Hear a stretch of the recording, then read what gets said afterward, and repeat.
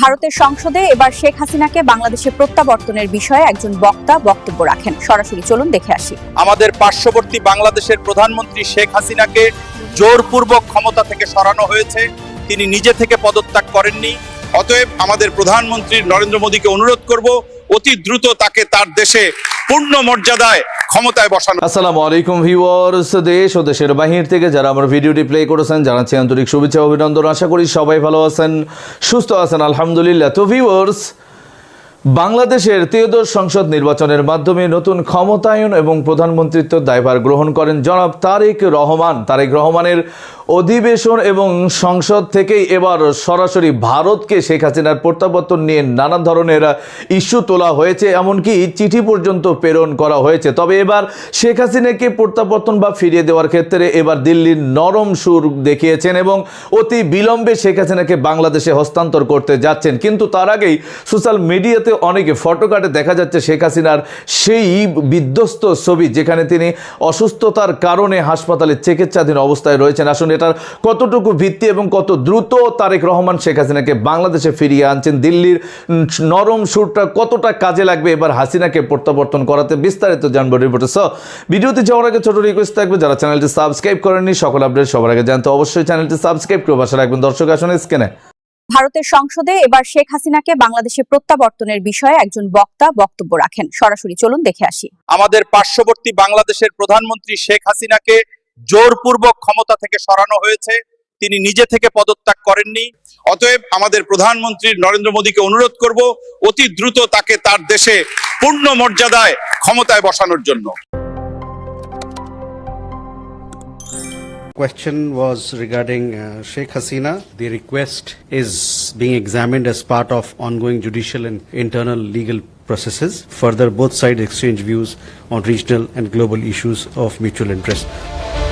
সাবেক প্রধানমন্ত্রী শেখ হাসিনাকে দেশে ফিরিয়ে আনার বিষয়ে বাংলাদেশের আবেদন প্রসঙ্গে এবার মুখ খুলেছে ভারতের পররাষ্ট্র মন্ত্রণালয়। দেশটির পররাষ্ট্র মন্ত্রণালয়ের মুখপাত্র রণধীর জয়সওয়াল জানিয়েছেন, বাংলাদেশের চলমান বিচারিক ও অভ্যন্তরীণ আইনি প্রক্রিয়ার অংশ হিসেবে শেখ হাসিনাকে ফেরত প্রসঙ্গে বাংলাদেশ থেকে আসা অনুরোধটি বর্তমানে খতিয়ে দেখছে ভারত। 16 এপ্রিল দিল্লিতে দেশটির পররাষ্ট্র মন্ত্রণালয়ের নিয়মিত সংবাদ সম্মেলনে সাংবাদিকদের এক প্রশ্নের জবাবে তিনি এসব কথা বলেন। এখন রাজনৈতিক মহলে প্রশ্ন উঠেছে, এবার কি তাহলে সত্যিই শেখ হাসিনাকে ফেরত পাঠাবে ভারত? ভারতের পররাষ্ট্র মন্ত্রণালয়ের মুখপাত্র রণধীর জয়সওয়াল জানিয়েছেন, শেখ হাসিনাকে ফেরত প্রসঙ্গে বাংলাদেশ থেকে আসা অনুরোধটি ভারত গভীরভাবে খতিয়ে দেখছে, সকল অংশীজনদের সঙ্গে গঠনমূলক আলোচনা চালিয়ে যাবে। তিনি আরও বলেন, আমরা বাংলাদেশের সমস্ত ঘটনা প্রবাহগুলো খুব নিবিড়ভাবে পর্যবেক্ষণ করছি। ভারতের পররাষ্ট্রমন্ত্রী বাংলাদেশের বর্তমান সরকারের সঙ্গে গঠনমূলকভাবে কাজ করার এবং দ্বিপাক্ষিক সম্পর্ককে আরও শক্তিশালী করার ইচ্ছা পোষণ পূর্ণ ব্যক্ত করেছেন। থাকা শেখ হাসিনা কি তবে ট্রাম্প মোদির রসায়নের ওপর ভর করে আবার ফিরছেন ঢাকায়, নাকি বাংলাদেশের ওপর আমেরিকার নিয়ন্ত্রণ আরও কঠোর হতে যাচ্ছে?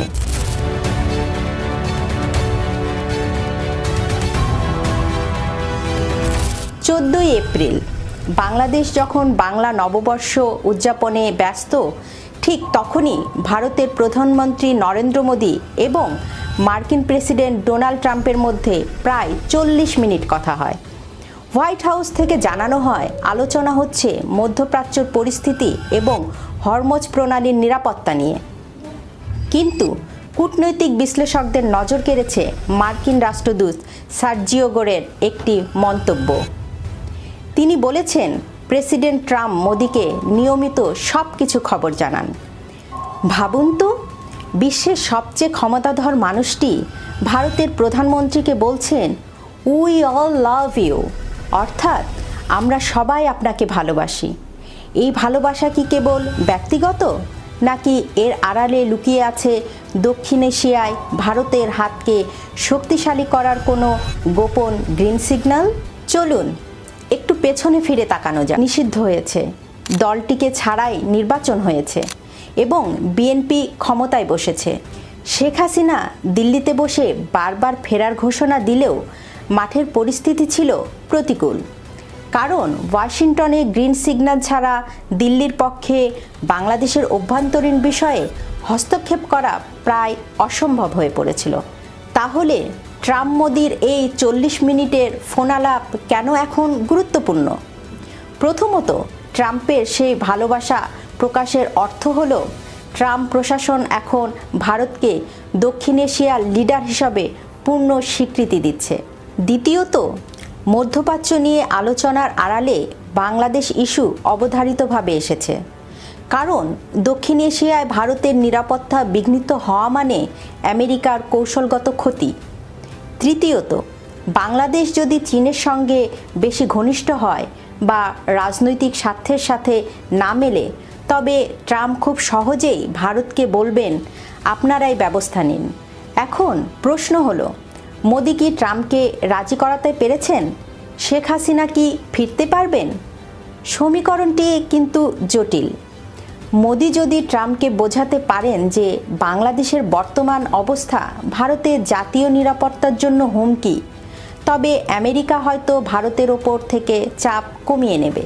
যদি ট্রাম্পের আমেরিকা বাংলাদেশকে নিয়ে ভারতের বিকল্প কার্ড খেলতে রাজি হয়, তবে শেখ হাসিনা হয়তো সরাসরি ক্ষমতায় না ফিরলেও আওয়ামী লীগকে রাজনীতিতে পুনর্বাসন করার একটি পথ তৈরি হতে পারে।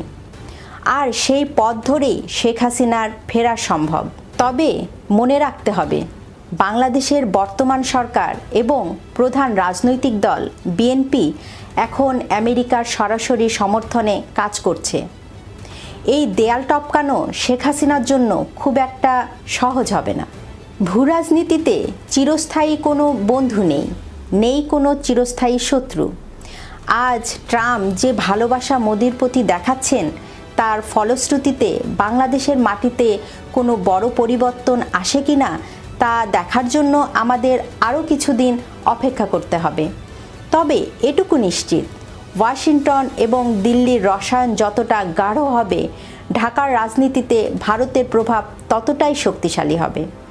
আর সেই প্রভাবের চাবিকাঠি কার হাতে থাকবে? দর্শক, স্ক্রিনে আমরা সে সম্পর্কে বিস্তারিত জানলাম। এই বিষয়ে আপনাদের মতামত কমেন্টে জানান। কেউ ভিডিওটি স্কিপ করবেন না। তবে বিএনপির ভেতরে কি কোনো টানাপড়া শুরু হয়েছে? মির্জা ফখরুল ইসলাম আলমগীরের এক্সিট নেওয়ার ঘটনাকে ব্যাপকভাবে বিএনপিকে বিধ্বস্ত করে তুলেছে। এদিকে সংসদেও অনেক এমপি মন্ত্রী বিএনপির পক্ষ থেকে অনেক অপমানিত এবং সমালোচনার শিকার হচ্ছেন। কি ঘটছে বিএনপির ছায়া মন্ত্রিসভায়, বিস্তারিত জানবো রিপোর্টে। একেবারে পরিষ্কার লিখে দেওয়া হয়েছে যে শেখ হাসিনার ব্যাপারে কথাবার্তা হয়েছিল এবং ভারত তার মতামত জানিয়ে দিয়েছে।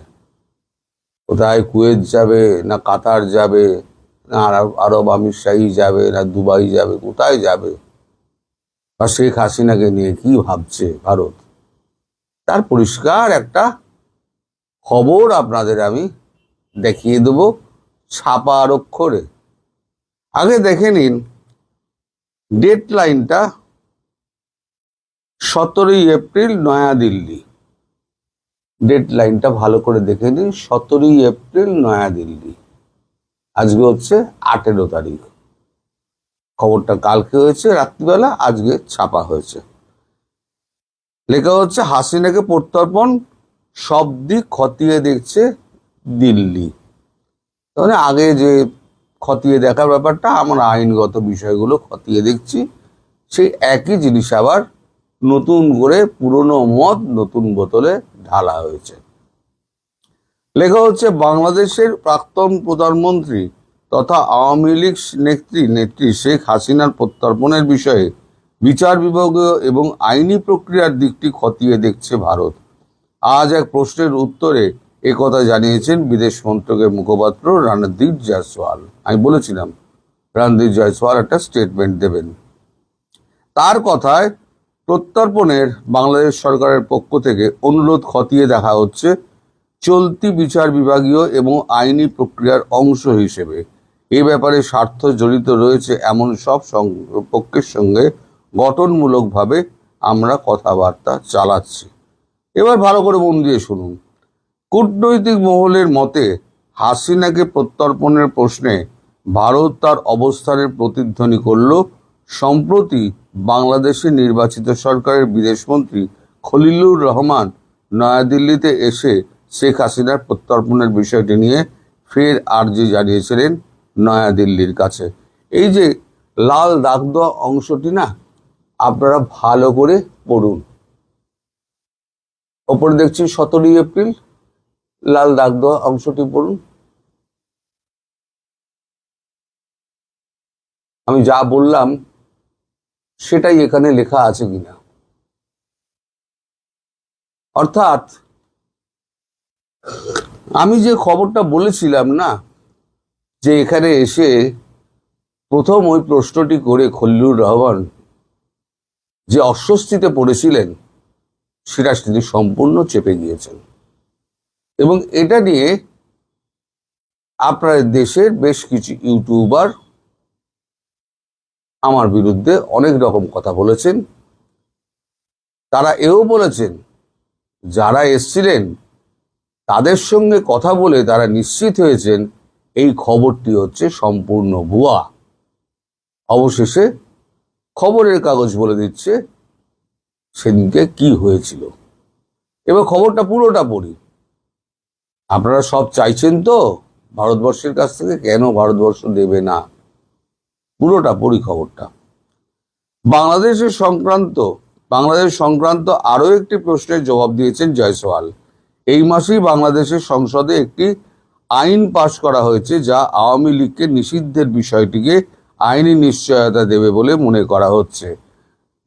জয়সওয়ালের কথায়, আমরা ওই ঘটনাবলীর দিকে সতর্ক নজর রাখছি। খলিলুলের সঙ্গে ভারতের বিদেশমন্ত্রী এস জয়শঙ্করের বৈঠকের বিষয়টি নিয়ে ভারত যে বিবৃতি দিয়েছিল সেদিকে দৃষ্টি আকর্ষণ করে তিনি বলেন, আমি কথা বিশেষভাবে তুলে ধরতে চাই যে বাংলাদেশের নতুন সরকারের সঙ্গে গঠনমূলক কাজে সংযুক্ত থাকতে ভারতের প্রয়াসের কথা বিদেশমন্ত্রী এস জয়শঙ্কর বিশেষ গুরুত্ব দিয়ে তুলে ধরেছিলেন। আমার একটু কাশি হয়েছে। দ্বিপাক্ষিক সম্পর্ক আরো মজবুত হোক এমনটাই চাওয়া হয়েছিল। প্রসঙ্গত, বাংলাদেশের নির্বাচনের আগে অন্তর্বর্তীকালীন দর্শক, স্ক্রিনে আমরা সে সম্পর্কে বিস্তারিত জানলাম। সো ভিডিও এই পর্যন্ত। ভালো লাগলে লাইক অ্যান্ড কমেন্ট করবেন। দেশের সকল আপডেট সবার আগে জানতে অবশ্যই চ্যানেলটি সাবস্ক্রাইব করে পাশে রাখবেন। দেখা হবে পরবর্তী ভিডিওতে ইনশাআল্লাহ। আসসালামু আলাইকুম ওয়া রাহমাতুল্লাহ।